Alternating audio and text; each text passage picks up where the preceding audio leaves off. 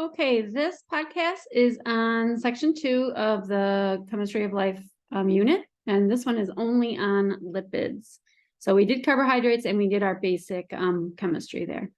So a lipid is also a macromolecule. It is an organic compound just like carbohydrates. It contains carbon and hydrogen. A lipid is nonpolar, which means it fears water, and that word is hydrophobic. Hydro means water and phobic means fear of. And so that is called a nonpolar molecule. So that means that lipids do not like water, and they're not attracted to water, and they will stay away from water as much as possible. The function of lipids is to store energy, and we would find them in a cell membrane, which is our next unit. So you'll learn all about the membrane soon. The monomer of a lipid is called a fatty acid, and I'll show you the two different kinds of fatty acids in a minute.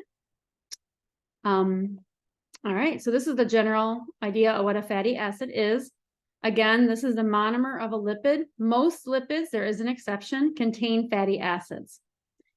They are unbranched carbon molecules. They have a carboxyl group on one end. That word should sound familiar to you. And a long hydrocarbon chain. So this is a chain that has carbon and hydrogen in it, made up of only carbon and hydrogens. That's the definition of a hydrocarbon. There are two types of fatty acids. You have a saturated fatty acid. Saturated means it's full of something. And so in this case, they are all single bonds. It is a hydrocarbon consisting of all single carbon-to-carbon bonds. A saturated fatty acid would be solid at room temperature. And then an unsaturated fatty acid is also a hydrocarbon, but it's not full. It's not going to be containing all single carbon-to-carbon bonds. There's going to be at least one double bond between the carbons in there. I'll show you the diagram in a minute. Unsaturated fatty acids are liquid at room temperature. So they're a little bit better for you, for your heart. Okay, so here is a diagram of a saturated fatty acid. Looking between the carbons, this is your hydrocarbon right here. Hydrocarbon is a long chain of carbons and hydrogens. See the long chain of carbons and hydrogens. They're all single bonds. Those are all single covalent bonds sharing their electrons between the carbons all the way across. And then this is your carboxyl group. So all fatty acids contain a carboxyl group and a hydrocarbon chain. This is saturated because all of these bonds are single bonds. And this is what it would look like in a picture. You can see they're linear.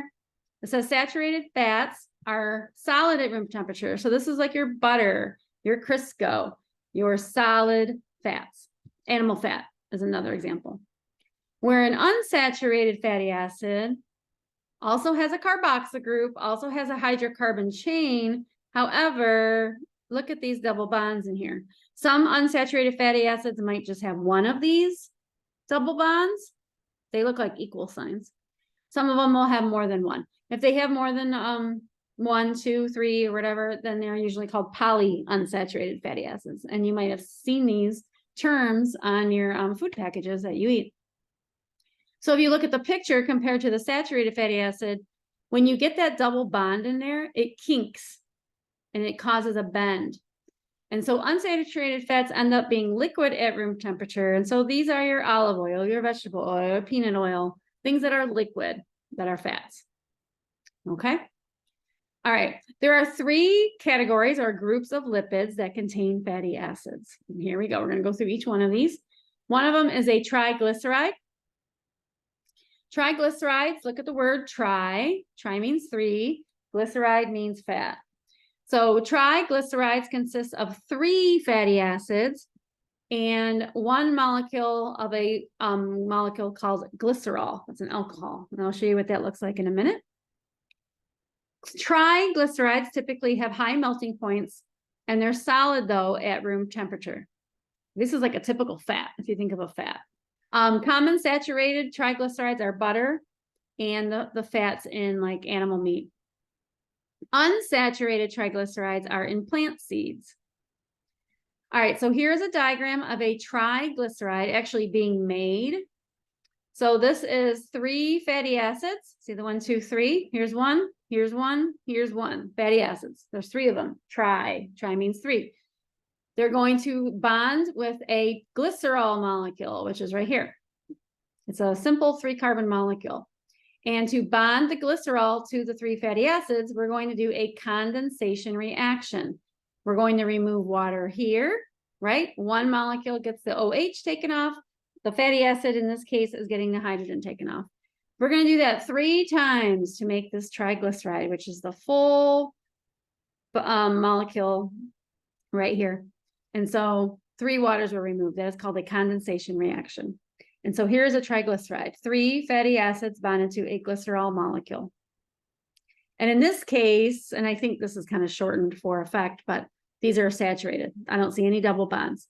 You don't want to look at this double bond that's in the carboxyl group. You're only looking for double bonds between the carbons. All right, a second type of lipid is called a phospholipid, and it looks like this. Phospholipids consist of 2 fatty acids. So triglycerides have 3 fatty acids. Phospholipids only have 2 fatty acids. So they're right here, okay? These little tail-looking things, we'll learn about this because this is what cell membranes are made of. So we will learn more about this. But your phosphate group, there's a phosphate group in here, and then you have 2 fatty acids. There's also a glycerol. Okay, so we'll learn more about this later. It does have a polar region, which loves water and is hydrophilic, and a non-polar region, which is the fatty acids that hate water. So it's a very unique molecule. All right, the third type of lipid is called a wax. And this is a crazy shorthand for a wax because waxes are huge molecules. And these are just carbons and hydrogens, like a hydrocarbon chain. And it says N, which means there's multiple of those chains. A wax only has 1 long fatty acid. So we went from 3 in a triglyceride, 2 in a phospholipid, and 1 in a wax. And then they join to a long alcohol molecule. This kind of lipid is waterproof. You would see it on like leaves and like in fruits and stuff. Sometimes your hands get sticky. That's because there's wax on it. All right, the last one is called a steroid. And I know you guys have all heard of steroids. You might have been prescribed a steroid before. Steroids are also lipids. They do not have any fatty acids though. So a steroid instead is composed of 4 carbon rings, and these carbon rings are fused together and they look like this. So you should be able to recognize this. Do you have to memorize that these are all hormones? A lot of them are cortisol, cortisterone, aldosterone, progesterone, etc. They all look the same, except for these little chains that are coming off of them. But most human hormones are steroids. And so you want to recognize that as a lipid. And that finishes our lipid podcast.